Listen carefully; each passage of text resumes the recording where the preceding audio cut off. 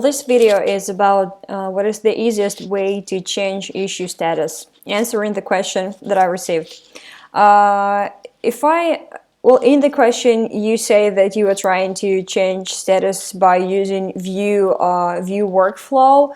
If I understood properly, this is how you do this. You open issue number in a new tab, and when you view the issue, you have a view workflow.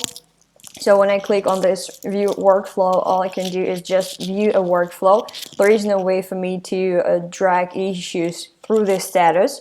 So definitely no, it's not the way to change status. There are two ways where you can change issue status, and they are the following ways. When you're on in my case, Kanban board, you can click on an issue like I just showed you and open it in a new tab. And in my case, in this new tab, I see details of this issue, and at the top, as you can see, I see transaction name. And I can click on a transaction name, and this would mean that this transaction was invoked and the issue is going to travel to the next status. So if, for example, I click here, issue fixed, issue fixed, let me check my workflow and see what's the full name of that transition, sorry, not the transaction, but transition.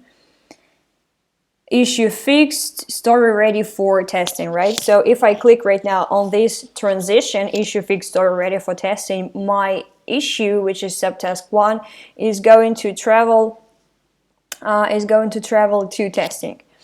So I'm clicking it right now, and yes, and my issue now becomes testing, and available transitions are now all definitions of done were implemented, or not all definitions of done were implemented. So this is how I transitioned my issue through the status. Another way to do to transition the issue through the status is actually to drag it between the tables. And in my case, I have assigned several statuses to the same column. I go to board settings, and you can see that my in progress column has several statuses. So in my case, I cannot transition between testing and reopened by dragging issue from one table, from one column to another column. I can only use the transition method that I just showed you. But if that's too much moves for you, if that is too much clicks for you, you can go to your board settings and create extra columns. For example, if I now choose add column and I drag my status here, now I have a new column which I will call, just for example sakes, I will call testing, and it has issue status. Sorry, it has a testing status here. So when I go back to my board, I now have testing, and if I drag and drop any of the issues from this column to testing, they will automatically be assigned testing status. Well, in this case, it won't let me. In this case, it won't let me do this because probably this issue is in a status which doesn't allow transition to testing. Let's see.